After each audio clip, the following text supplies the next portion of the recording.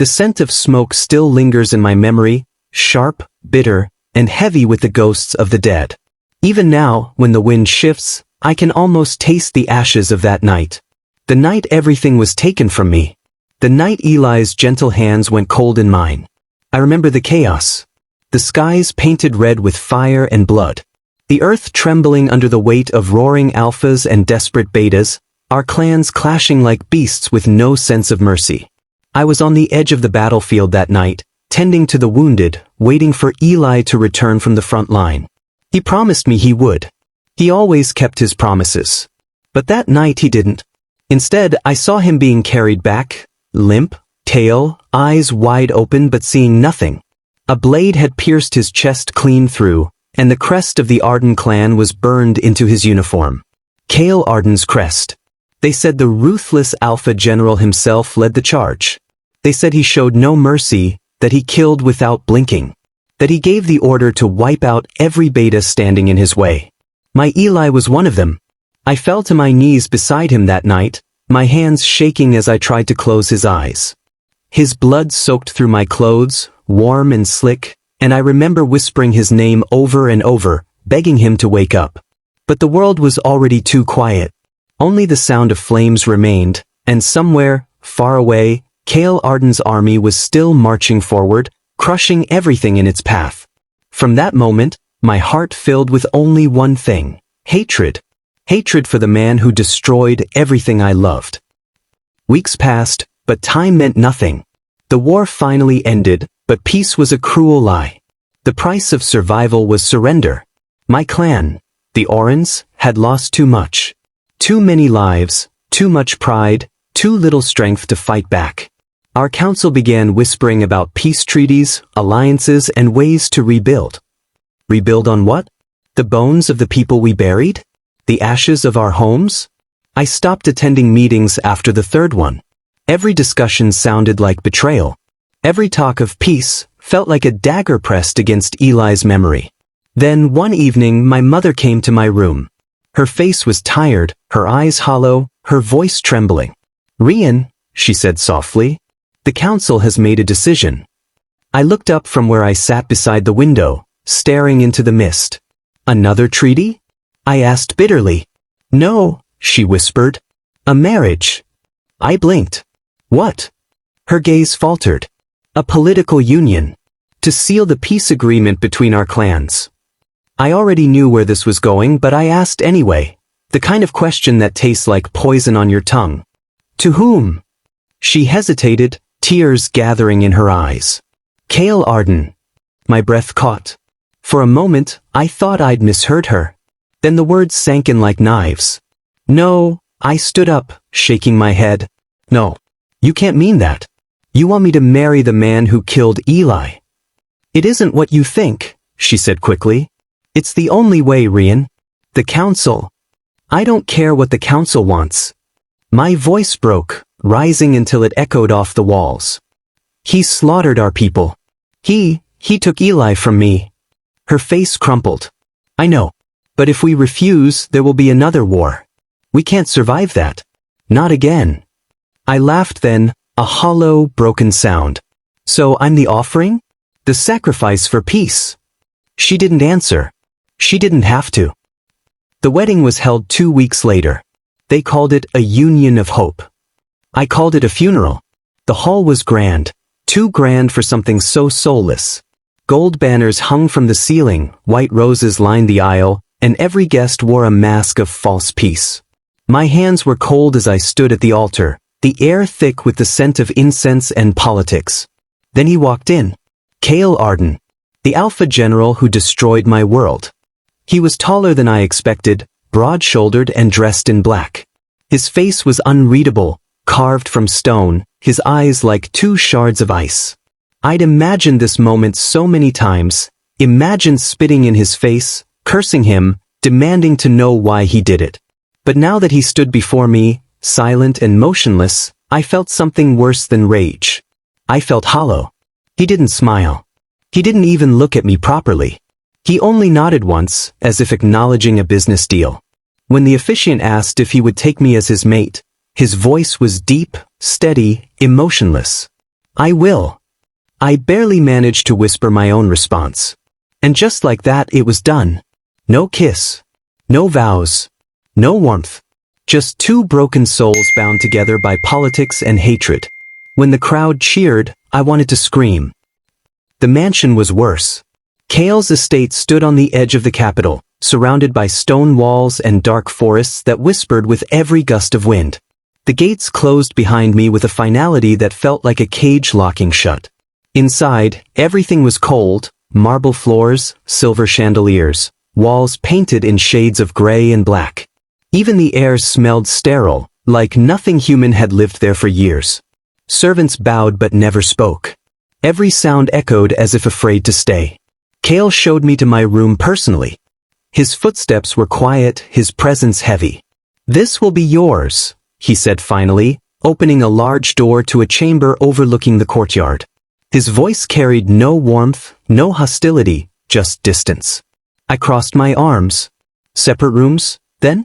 How merciful of you." He didn't respond. His eyes flicked briefly to mine, calm, unreadable.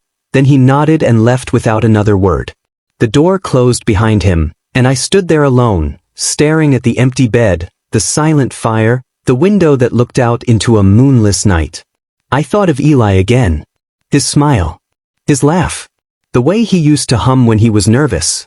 The way he died, terrified, alone, because of Kale. I clenched my fists so tightly my nails drew blood. "I'll never forgive you," I whispered into the dark. Days passed, heavy and slow. Kale and I rarely saw each other. He spent most of his time in the war council chamber or the training grounds. When we did meet, at dinner, in the corridors, during public events, the air was suffocating. He never looked at me long enough to read his expression. Never raised his voice. Never touched me. It was as though I didn't exist, a ghost haunting his home. But sometimes, late at night, I felt his presence outside my door. Just standing there. Watching. Listening. Protecting maybe. I didn't know. I didn't want to know. Once, I heard him talking in his study, his voice low, sharp, commanding. "No one touches him. Do you understand?" I should have felt safe. Instead, I felt trapped. Every night, I lit a candle for Eli. I spoke to him in whispers, as if he could still hear me. I told him I was sorry for surviving. I told him I hated Kale Arden more with every breath I took. But beneath the hatred, something else began to stir, something I didn't want to name. A question that gnawed at me every time I saw Kale's eyes in the dim light. If he's truly the monster they say he is, why does he look so lonely? That thought haunted me long after the candle burned out. And as I lay awake that night, staring into the cold ceiling above, I swore an oath in the silence, not to Kale, not to my clan, but to Eli's memory. I would never forgive him. I would never love him. And I would never forget. Even if it killed me. The mansion breathes differently at night. It isn't alive, not in the way a home should be.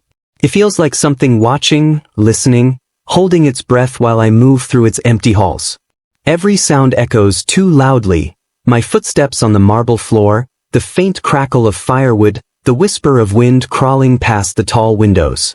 There are moments when I think I can hear voices, faint murmurs behind closed doors, but when I listen closely, there's only silence. Always silence. It's been 2 months since I moved here.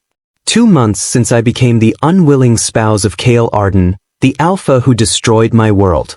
The servants treat me with what I can only describe as measured distance. They bow when they see me. They speak softly, never meeting my eyes.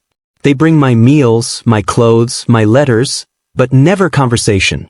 I'm not sure if they're afraid of me or afraid of him. Kale himself is rarely home.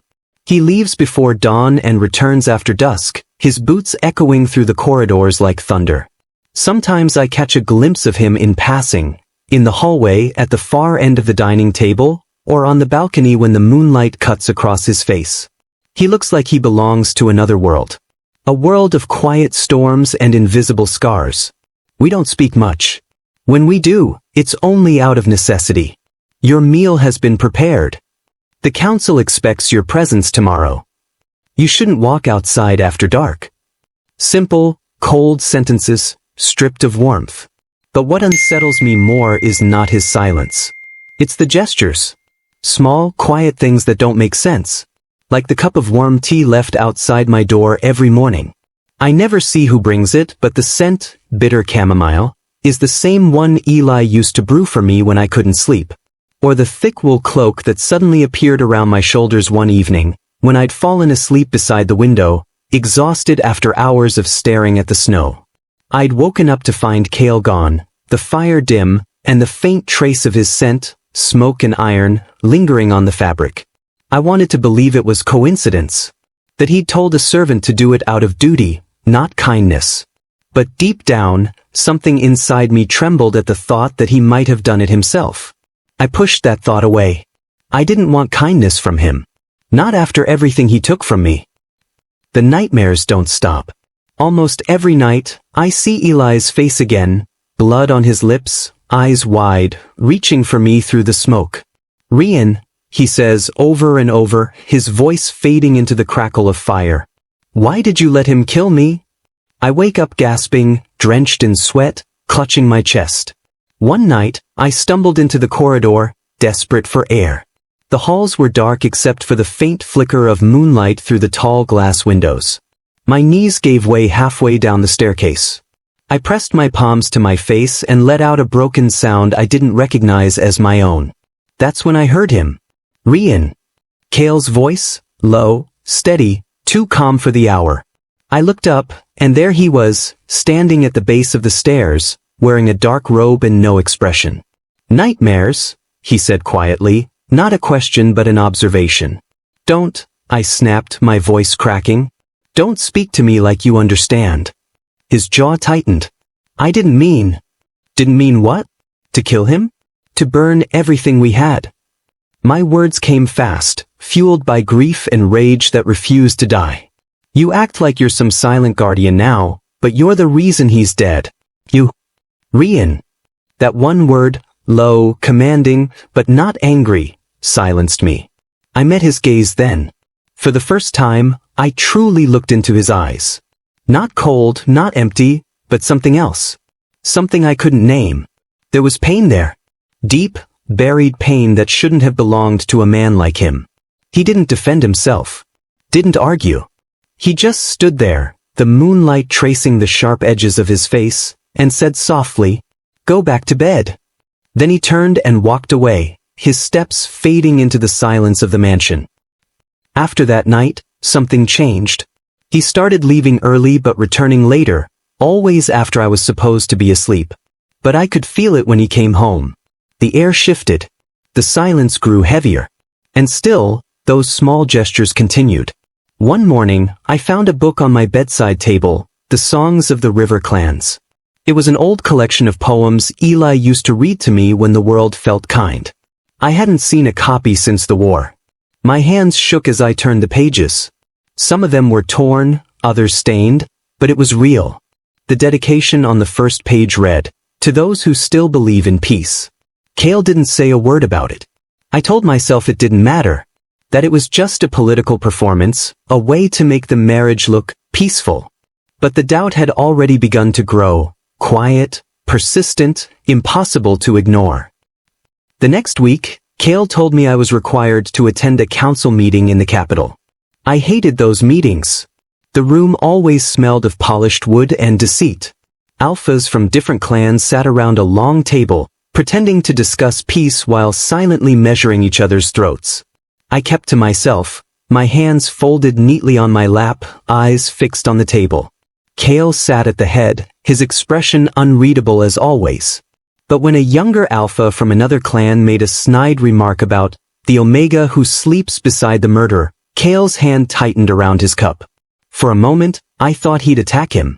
But he didn't. He only said, with quiet menace, "Choose your words carefully."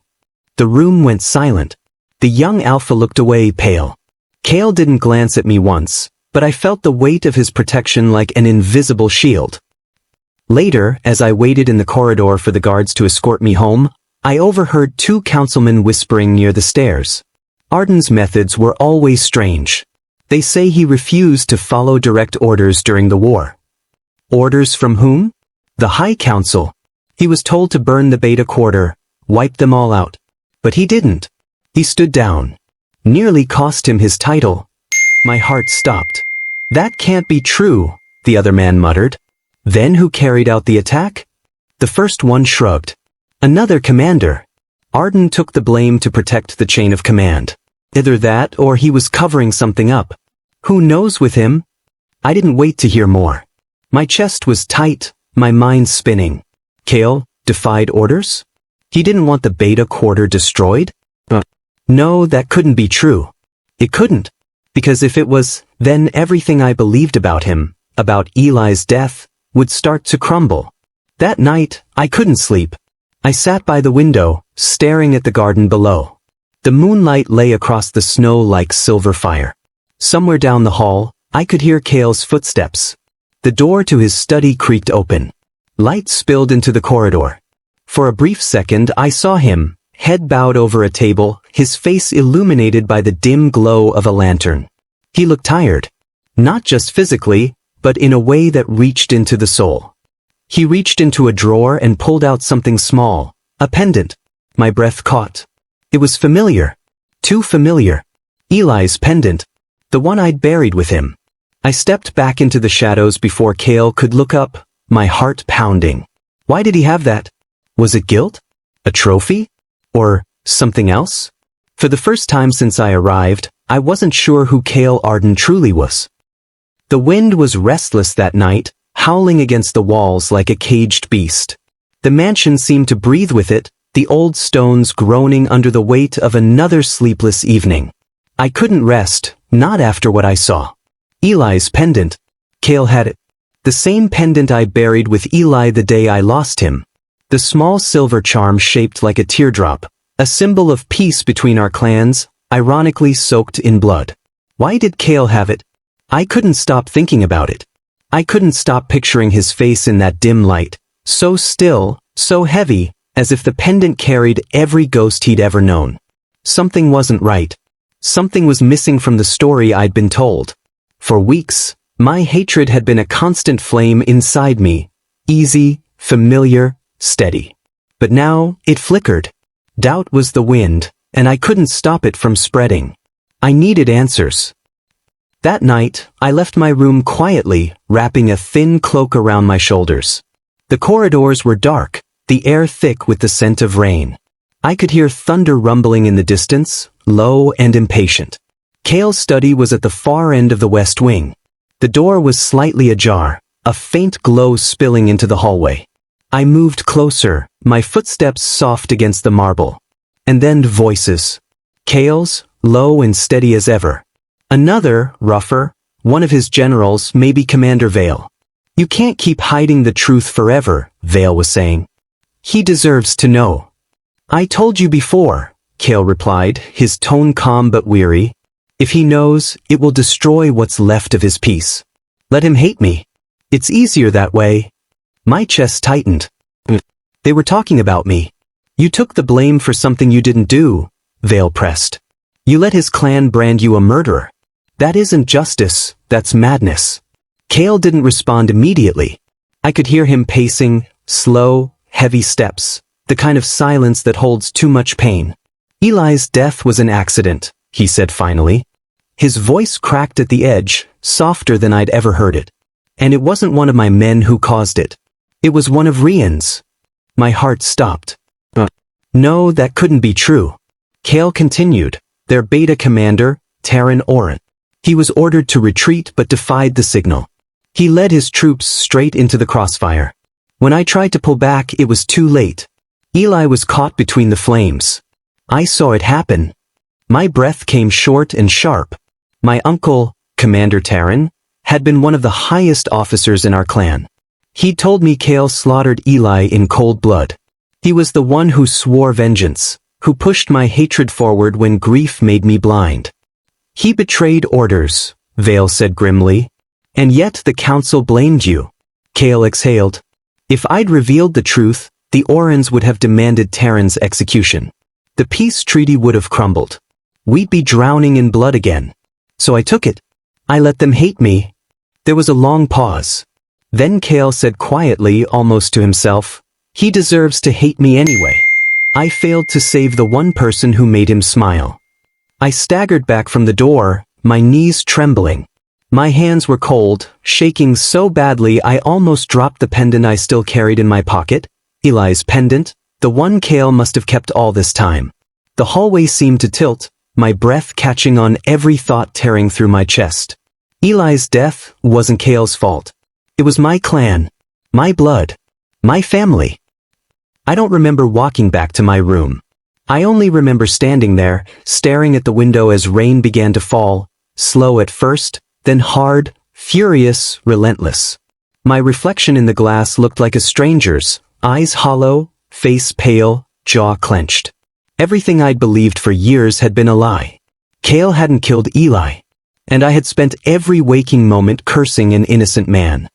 No, not innocent. Not entirely. He'd still chosen silence. He'd let me drown in grief when he could have saved me from it. But why would he protect the man who caused it? The questions burned hotter than the hatred ever had. By the time I reached Kale's study again, I didn't knock.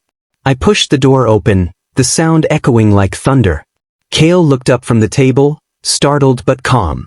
The lantern cast shadows across his face, half light, half darkness. "Rian?" I stepped inside, soaked from the rain, my heart pounding. "Why didn't you tell me?" His eyes flickered. "Tell you what?" "Don't play games with me." My voice cracked, sharp and shaking. "You knew Eli's death wasn't your fault. You knew it was Taryn. My own blood. You let me hate you. You let me destroy myself for it." Kale stood slowly, his expression unreadable, his voice soft. "You weren't ready to hear the truth. You decided that for me?" Silence stretched between us, heavy and suffocating. The storm outside raged louder, lightning flashing against the tall windows. Kale finally spoke. "If I had told you, it would have destroyed your clan. Your family would have turned on itself. The war would have started again, and more people would have died. So you lied. I demanded. You let me believe you were a monster just to keep some fragile piece alive?" He looked away. If my silence bought peace, then it was worth it. His calm broke something inside me. I slammed my hands against the table, tears stinging my eyes.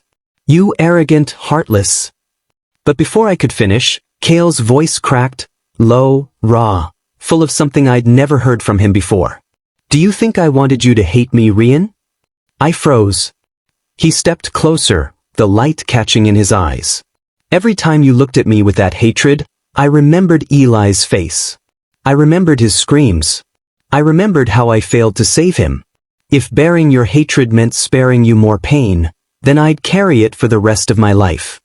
The room fell silent except for the thunder. I couldn't look away. For the first time, Kale didn't look like a general. He looked human. Wounded. Tired. And something inside me shifted.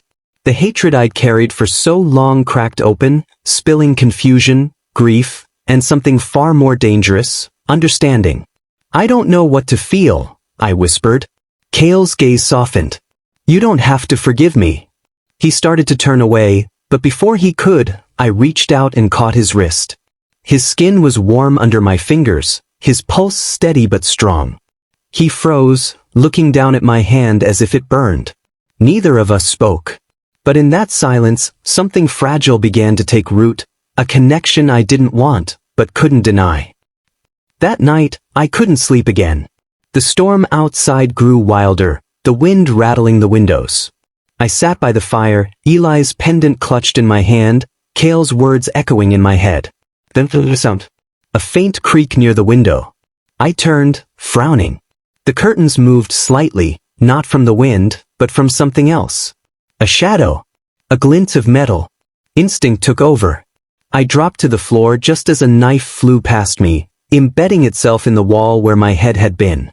A figure dressed in black lunged forward, blade raised again. I scrambled backward, heart pounding. Before I could shout, the door burst open. He was fast, too fast to follow.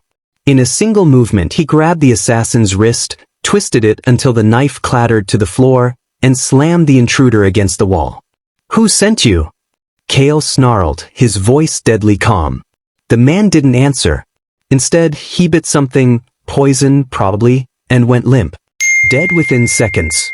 Kale cursed under his breath and turned to me. Are you hurt? I shook my head, breathless. No. I don't know who. His hand was on my shoulder now, firm but gentle. Someone wants you dead. This isn't over. The realization hit hard. This wasn't a random attack. It was planned. And if what Kale said was true, if Eli's death had been caused by betrayal, then the same traitor might still be out there. Our eyes met. Rain drummed against the windows, thunder rolling through the night. The world outside was chaos, but in that moment, all I saw was Kale, drenched in moonlight, his chest rising and falling, his gaze locked on mine. My heart betrayed me. To move. The hatred I'd clung to for survival began to crumble. Beneath it was something raw and terrifying, something I couldn't name without shaking. Kale, I whispered. He took a slow step closer, his voice low. You should rest. I'll stand guard. I wanted to tell him to leave. I wanted to push him away. But I didn't. Instead, I sat there, trembling as he stood by the window, a silent protector against the storm. And for the first time since Eli's death, I didn't feel alone. Even though I knew I should. The air was heavy with tension. The world seemed quieter, as if holding its breath. Rian stood alone in the dim hall of his clan's fortress, staring at the flickering torchlight. Every sound, the creak of a floorboard, the soft whisper of cloth, seemed amplified. His heart still ached for Eli, for the brother he had lost, for the truth that had been hidden from him for so long. But what he did not yet know was that the truth would come at a price far greater than he could imagine. That night, Kale moved through the shadows with silent steps. His face was grave, his mind restless. For weeks, Rian had avoided him, the weight of their last confrontation still raw. Kale had stayed quiet, keeping his own secrets locked away, knowing the danger that truth could bring. But fate had other plans. A storm broke over the land. Rain lashed against stone walls, and lightning split the sky, illuminating Kale's sharp silhouette. Somewhere in the fortress, voices whispered. Kale's hand tightened on the hilt of his sword. Rian heard them too. Drawn by instinct, he followed. From the shadows of a hidden hallway came fragments of conversation. Kale's voice, low but fierce, and another voice, unfamiliar but filled with urgency. He crept closer. It was someone in the clan, Kale said. Not me. Eli's death, it was a betrayal from your own people. Rian froze, every muscle in his body tightening. His breath hitched. That voice. Kale was saying what Rian had never dared to believe. The other voice hissed, that truth will destroy him, Kale. If Rian knows, war will consume us all. Kale's answer was steady, almost mournful. Better I bear the hatred. Better that I stand accused than let our people burn in blood. The weight of those words fell on Rian like a thunderclap. He staggered backward. Every step felt heavy. His mind raced, but his heart twisted painfully. Kale had lied not to harm him, but to protect him. To protect his clan. Rian's confusion burned into anger. He stormed out of the shadows, his boots slamming against stone. Why didn't you tell me? He demanded, his voice sharp against the storm's howl. Why keep me in darkness? Kale turned slowly, rain dripping from his shoulders. His eyes held storms of their own. Regret, exhaustion, something deeper Rian could not name. Because truth is a blade, Kale said softly. And I chose to wield it against myself. I took the blame so your people wouldn't spill blood over a betrayal. I took the hatred that was meant for them, for you. The words hit Rian with a strange force. He felt rage melting into something he could not quite understand. Compassion. Something close to awe. But before he could respond, the castle erupted in chaos. A scream. A crash of steel. Shouts in the storm. Kale moved instantly, drawing his sword with fluid precision. Rian found himself swept along in the tide of violence. A figure darted from the shadows. An assassin cloaked in black, blade glinting under the lightning. Kale intercepted, his sword clashing with the attackers in a burst of sparks. The assassin struck again and again, each blow filled with deadly intent. Rian stumbled back, heart pounding, watching Kale fight as though the world depended on him. And perhaps it did. The storm roared louder, rain turning to sheets of silver fire under the lightning. Kale's breath was steady, his face carved with determination. When the assassin broke through his guard, Kale shoved Rian out of the way without hesitation. The blade meant for him sliced the air where he had just been. Kale's body took the strike instead. Rian's breath caught. "Kale!" he shouted, rushing forward. Kale turned, eyes locking onto Rian's. "Run!" he commanded, but his voice was heavy with something else. Fear, pain, and something unspoken. Rian didn't move. The world seemed to narrow until only the two of them existed in the storm. In that moment, Rian's hatred dissolved completely, replaced by something raw and terrifying. He realized he was in love with Kale. Kale's sword flashed again, cutting through the assassin's defense, sending him falling into the shadows. Kale stumbled toward Rian, bleeding but unbowed. Rian caught him, pressing his hands against Kale's wound. "Why?" Rian asked, his voice breaking. "Why protect me?" Kale smiled faintly, pain etched in every line of his face. "Because I choose to," he whispered. The days that followed were a blur of battle and revelation. The assassin was unmasked, a traitor from Rian's own clan, desperate to bury the truth about Eli's betrayal before it could be exposed. His confession was cruel and simple. Eli had been a threat to their power, and the betrayal had been meant to protect their dominance. Kale's choice to take the blame became a legend among the clans, not as a tale of conquest, but as a tale of sacrifice. Kale went to war again, but this time not for power. He fought to protect Rian, to protect the fragile bond forming between them. The battle was fierce, flames and steel clashing under storm-dark skies. Kale fought like a man with nothing to lose, his every strike carrying the weight of his confession and his heart. Rian followed him into the fray, no longer seeing him as the enemy, but as the man who had endured hatred for love. And then Rian was taken. Kidnapped in the chaos, bound and hidden away. The news reached Kale like a blade to the chest. Without hesitation, he cut through enemy lines, a storm of wrath and devotion. The battlefield became a blur, rain and blood mixing, cries of war swallowed by the sound of Kale's roar. When Kale reached him, Rian was shaken but alive. Kale pulled him into his arms, ignoring the world around them. "You are mine," Kale said, his voice breaking. "And I will not let you go." Kale's sword fell silent in his grip as they escaped, but the wound in his side deepened. Under the storm's fading fury, Kale collapsed. Rian knelt beside him, tears mingling with the rain.